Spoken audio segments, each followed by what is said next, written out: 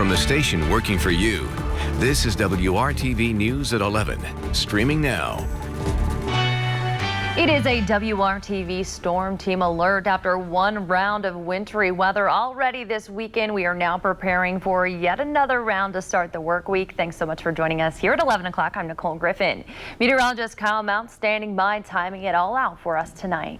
Yeah, Nicole, not a whole lot of a break between these two systems. As we go into tomorrow morning, we're going to have one moving in from the south and southwest, providing some freezing rain, may mix in some sleet and snow with that as well. So we will be watching for especially those untreated surfaces, bridges and overpasses as well to become slick. And then as we go into Monday afternoon, we'll transition over to some rain. But early in the morning, will still be primarily dry, but you notice those chances for precipitation are pretty much ramping up as we go through the morning and especially as we head into the early afternoon. And it's going to be widespread. That's why we find pretty much all of central Indiana, with the exception of about Sullivan through Bedford and Seymour, under that winter weather advisory that goes into effect at 5 a.m. So let's show you here with TrueCast. This is 8 o'clock in the morning. You can see that freezing rain around Bloomington into Nashville, Columbus. A few snow showers making their way toward Martinsville, but still mainly dry from I-70 to the north. Then that pretty quickly expands in coverage as we go through the mid-morning hours here. A few snow showers on the northern edge, but anywhere you see that pink, some freezing rain, some sleet, and then temperatures warming enough here that we should see mainly a chilly rain around Bedford and Seymour, but we may see that kind of fluctuate as we go through the morning hours. And by 1 o'clock, still looks fairly messy here as we go through the middle of our Monday with mainly some freezing rain, and again could see some sleet and snow mixing in there as well. As we look at that morning forecast, temperature is going to be very important, not only here at the surface but up above, as exactly what type of precipitation we're going to see. But looks like temperatures will hold right around 30 degrees here, upper 20s to about 30, and there's that increasing chance for some of that wet weather coming our way and slickening things up a little bit as we go through the morning hours. Coming up, we'll finish up that timeline, talk about how much ice and snow we can expect to start off the work and school week. Kyle, thank you. Let's get to the very latest numbers that show how COVID-19 is impacting the Hoosier State. Another 2,565 people have been diagnosed with the coronavirus. The state health department also reported 23 more deaths. The total number now stands at 9,340. Since March, more than 611,000 Hoosiers have tested positive for COVID-19, and more than 6.7 million tests have been administered in Indiana. The death toll in the U.S. from COVID-19 has surpassed 418,000. More than 71,000 of those deaths have been since January 1st. The president is using his executive authority to increase production and distribution to help get Americans vaccinated. Here's ABC's Andrew Dimber tonight with the details. The U.S. surpassing a staggering milestone over the weekend. 25 million confirmed cases of COVID-19, 5 million since January 1st, more than 418,000 lives lost. President Biden issuing a new COVID-19 travel ban, blocking most non-U.S. citizens traveling from South Africa after a new variation of the virus from that country has begun to spread around the world. He's also reinstating the ban on almost all non-U.S. travelers from Brazil, UK, Ireland, and 26 European countries after former President Trump sought to end the ban. The highly contagious UK variant of the virus now detected in at least 23 states. The virus is basically telling us that it's going to continue to change, and we've got to be ready for it. The president has promised 100 million doses of vaccines in 100 days. Over the past week, the country is averaging about 1.1 million doses per day. Every new infection is an opportunity for the virus to mutate further, and we've got to really try our best to control these things, and the vaccine is our best tool right now. Biden using his executive authority to ramp up production and distribution efforts. This is a wartime undertaking. Directing FEMA to establish 100 federal vaccination sites across the country in the next month, and employing the Defense Production Act to order private companies to manufacture specialized syringes to get more vaccine doses out of vials. State leaders across the country begging for more doses. New Jersey Governor Phil Murphy on CNN. Well, we need more supplies, so we're getting about 100,000 doses a week, a little bit more than that. We could probably take 200,000 or 300,000 easily. But the administration is struggling to assess how much supply is available. The fact that we don't know today, 5 days into this administration and weeks into planning, how much vaccine we have just gives you a sense with the challenges we've been left with. Over the weekend, the U.S. finally administering its 20 millionth dose, 3.5 weeks after the former administration's original target date. Andrew Dimbert, ABC News, Washington. Andrew, thank you. Tonight, more than 418,000 Hoosiers now have their first dose of the COVID-19 vaccine. And tomorrow, a mass vaccination site will open in Fishers. The former Marsh store at the corner of 116th Street and Brooks School Road has been transformed into a vaccine site. At minimum, the Fishers Health Department expects the site to be able to vaccinate more than 1,600 people each day. You must have a pre-scheduled appointment and be free of COVID-19 symptoms. Hoosiers 70 and older can now schedule their appointment to be vaccinated at this site at ourshot.in.gov. Tomorrow morning, just before opening up at 8:50, a ribbon cutting will be held to mark the official opening of the site. Well, if you're looking to make some dinner plans this week or looking for a nice family outing, Devour Indy Winterfest is officially underway, and there are more than 100 restaurants taking part that need your support as the pandemic continues. For 2 weeks, restaurants in Indianapolis and surrounding areas are offering special deals. Organizers say it's a perfect chance to support your favorite hospitality businesses. I talked with the manager at St. Elmo Steakhouse, where they are offering a traditional 3-course meal for $40 a person. She says for downtown restaurants in recent weeks, things have started to feel closer to normal with conventions in town. She hopes Devour Indy attracts people back inside these local restaurants. Hoping that it gives a boost to everybody on our end and just the guests. I mean, just getting it to see people and seeing the safety precautions we've taken to make sure everybody feels comfortable to come out during this time. And at the same time, it just makes everybody happy, I think, just to be around each other as much as possible, obviously at a safe distance. Devour Indy is supporting the Indiana Hospitality Relief Fund, which gives back to employees in the industry who need financial assistance during the pandemic. The event ends on February 6th. Donald Trump's second impeachment trial is set, but will Democrats be able to convince enough Republicans to break with the former president and convict Trump of inciting the deadly U.S. Capitol riot? The very latest from the News at 11 continues. Just order ahead in the Meijer app. Welcome back. Here, the single article of impeachment against President Trump will be delivered to the Senate on Monday. Both sides have agreed to a 2-week delay for the start of the trial, but the former president is facing some new allegations. Here's ABC's Rachel Scott tonight with the details. Former President Donald Trump now headed towards his second impeachment trial, charged with incitement of insurrection after telling his supporters to march to the Capitol. If you don't fight like hell, you're not going to have a country anymore. Chaos followed as the mob tried to stop certification of President Joe Biden's win. GOP Senator Rand Paul is still calling for an investigation into election fraud, but hasn't provided any evidence. That if we want greater confidence in our elections, and 75% of Republicans agree with me, we do need to look at election integrity. The single article of impeachment will be delivered to the Senate on Monday. Everyone wants to put this awful chapter in American history behind us. But sweeping it under the rug will not bring healing.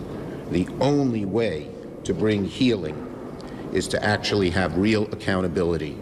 And now Democrats are calling on the Justice Department to investigate the former president. Senate Majority Leader Chuck Schumer outraged over this New York Times report detailing allegations of another desperate attempt to overturn the election. Trump's alleged plot to remove the acting Attorney General Jeffrey Rosen and replace him with a Trump loyalist who, according to the Times, could help toss out votes in Georgia. And overnight, another report from the Wall Street Journal saying Trump also allegedly tried to push the Justice Department to file its own lawsuit against states directly in the Supreme Court, something his appointees refused to do. Trump's team has not specifically addressed these latest allegations. So let's lay out the timeline. Tomorrow, you will see that article of impeachment be handed over to the Senate. And then on Tuesday, senators will be sworn in as jurors, but that trial will not start for another 2 weeks. We're looking at the week of February 8th. And this is a delay that both sides agreed to. It will give Democrats more time to push through President Joe Biden's cabinet picks, and it will give former President Donald Trump more time to prepare his defense. Rachel Scott, ABC News, Capitol Hill.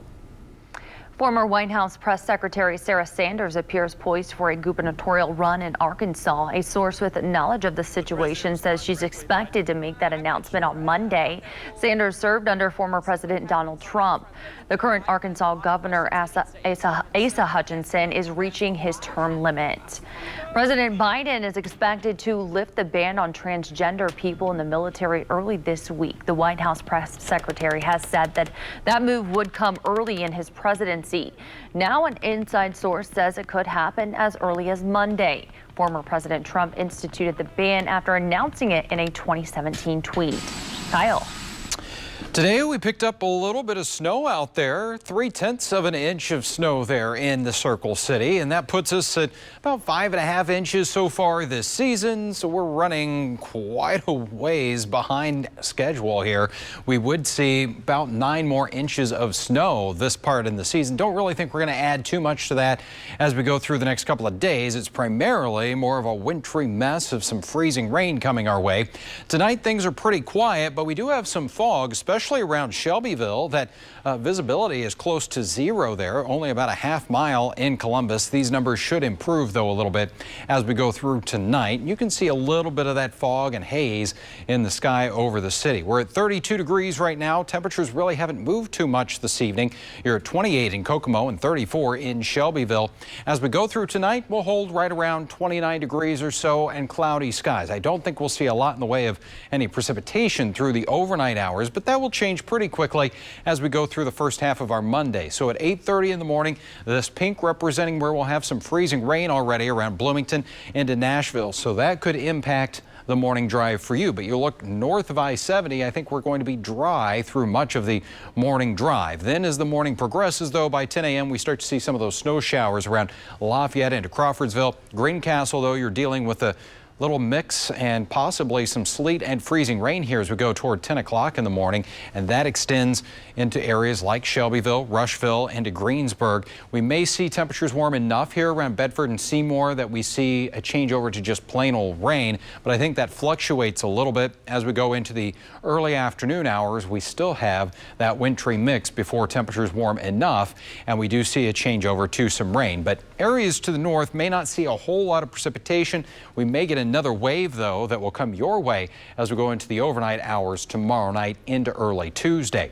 Ice potential, could see about 1/10 of an inch of ice across central Indiana, maybe a little bit more than that, between about 1/10 and 1/4 of an inch, and that will create some slippery conditions. Make sure you stay updated with the WRTV and Storm Shield apps if we have any changes to that winter weather advisory that's in effect. But as far as snow potential, I think most areas are going to see 1 inch or less out of that. So through noon, temperatures still right around that freezing mark, and then they'll improve a little bit here as we go into the afternoon, around 35. So it will be a chilly rain for us, a little breezy at times too. Extended forecast, those temperatures will be a little bit on the cold side as we go into Wednesday. Another quick moving system could bring some light snow accumulations our way, and then as we go into the weekend, we'll warm it up. Another chance for some rain and snow though by Sunday. We'll be right back here on the news at 11. Ashley Home Store. This is home. A community is in shock, and there are so many unanswered questions tonight. What happened inside a Northeast Side home, and why did 6 people, including an unborn baby, lose their lives? News since 6 o'clock. We have learned the identities of the people shot and killed inside that home in the 3500 block of North Adams Street. 42-year-old Kezzy Childs, 42-year-old Raymond Childs Jr., 18-year-old Elijah Childs, 13-year-old Rita Childs, and 19-year-old Kiera Hawkins and her unborn baby boy. The case has a community on edge, and police are determined to catch the person or people responsible. Nikki Dementry begins our coverage tonight. During a violent weekend across the city of Indianapolis, the largest mass shooting in more than a decade occurred. That's according to IMPD. And now a northeast neighborhood is left picking up the pieces after a mass murder left 6 people dead, including an unborn child. Police are now looking for answers, as well as so many others. This is a shock. This is a shocker, a big shocker. A shock to this entire northeast Indianapolis neighborhood. 6 people, including a pregnant woman and her unborn child, found dead in this home on Adams Street. First for the family, my heart is sad. Indianapolis Metropolitan Police say information gathered at another call just blocks away involving a juvenile male on East 36th Street led them to the Adams Street home. As of Sunday, police say the shooting did not appear random. Reverend Alan Bailey agrees things need to change. And we're doing too much reacting and not proactive. The community activists arrived on scene to help family and friends around 5 a.m. and stayed outside in the snow and cold for hours, hoping to bring some sort of unity to this tragedy. We lost that neighborhood connection, that neighbor love connection. And if I can bring out that message that we need to start going back to that, finding out what we can do for our neighbor, whether it's elder or young. We have that responsibility. Reverend, where do we go from here? How do we go from here? I wish I had an answer. But at the present time, seeing all of this, I'm praying and asking God for an answer. Father, the violence that we have seen over the course of the last 24 hours has been nothing less than disturbing. It's been scary. At IMPD North District headquarters, prayers began at Sunday's press conference. Heartbroken, angry, and frustrated are the 3 words the IMPD chief says he's feeling about this incident. But he says he is also determined to find those responsible for this crime. We've got to come together as a community, working hand in hand in order to stop this violence, because this is a terrible event, obviously. But you know, our murder numbers were high last year. We don't want to see that repeat this year. Mayor Joe Hogsett adding this mass murder is different than the other acts of violence the city's seen during the pandemic. He says anyone involved in this crime will be brought to justice. I want those responsible to know that the full might of local, state, and federal law enforcement are coming for them as I speak. At this time, police say there is no motive and there are no suspects, but it is possible, they say, that there is more than one shooter. They are urging anyone with any information to contact Crime Stoppers or the IMPD Homicide Office. We have those numbers on our website. For now, in Indianapolis, Nikki DeMentry, WRTV. Nikki, thank you. And the emergency call from Adams Street gives us an idea of what investigators found when they arrived at the scene. Remember, they were tipped off about something happening there as they investigated another shooting nearby on 36th Street. We've got an open door over here. Can you start 2 more cars fast, please? We need EMS at this location. We have 3 shots. All 3 appear 10-0. We need them here to confirm, and I need more cars here at the scene. Next car is arriving. Start putting tape up around this house, please. I want the perimeter big. Start as animal control, please. We'll just need them to stage. We have a couple areas of the residents we're unable to check due to a dog. Control out of 9. Update the cab. We have 5 victims. Can we confirm that 4 10-0, or can you advise for the staff pages and for PIO? I can't confirm yet. Control corner 14, did they give a condition on that won't be in transport? Extremely critical. And the mass murders on Adams Street comes 15 years after this horrific scene on Hamilton Avenue back in June of 2006. It impacted 3 families. 7 people, including 3 children, were killed execution style during the home invasion. 2 men were arrested and convicted. Earlier tonight, we spoke with Jeannie Covarrubias. Her family members were killed on Hamilton Avenue. When she heard about the Adams Street death, she says she was overwhelmed with emotions. In a statement to WRTV, she says, "We are still at a loss of words when something like this happens. Our anxiety levels go up, and to this day, we haven't fully healed. Not sure if we ever will." Janie goes on to say that we pray that the people affected today find peace during this difficult time. May God help the police and the people affected find justice and peace. And overall, it's been a very violent weekend across Marion County. There's another homicide investigation happening on the east side. Officers found 27-year-old Daquan Smith critically wounded last night at an apartment complex in the 200 block of North Shortridge Road. Smith died at the scene. At first, investigators concluded Smith had been shot, but now they say the cause is undetermined. And overnight, there were at least 5 other shootings, including 3 people shot early this morning at 16th in New Jersey. Investigators say at least one of the victims is in critical condition. The other 2 are said to be in stable condition. Police are seeking more information in this case, and we will be sure to keep you updated on all of these developing stories. We'll be right back here on the News at 11 after this break. Liberty, liberty. Throughout the pandemic, WRTV has been committed to highlighting local business owners who have gotten creative and found ways to keep their doors open. WRTV's Megan Sanctorum visited Chef Suzanne Catering and found out how the Fishers-based business is not only staying open, but continuing to give back to others as well. This will be tomato basil soup. For Suzanne Rockwell, making a living cooking for others is a dream come true. It's almost like I don't want to say a form of motherhood, but you're nurturing their soul and you're feeding them. After working a corporate job for years, Rockwell decided to make a change. She used her business background to open Chef Suzanne Catering in 2009, and business was booming. We had finally paid off all our corporate loans, and we were just, I'm thinking, oh, I'm there, we're there. Then the pandemic. One by one, the events kept canceling. Hundreds of thousands of dollars in expected business gone. You cry for a day or two, and then you just got to figure it out. My husband and I reached into our 401k.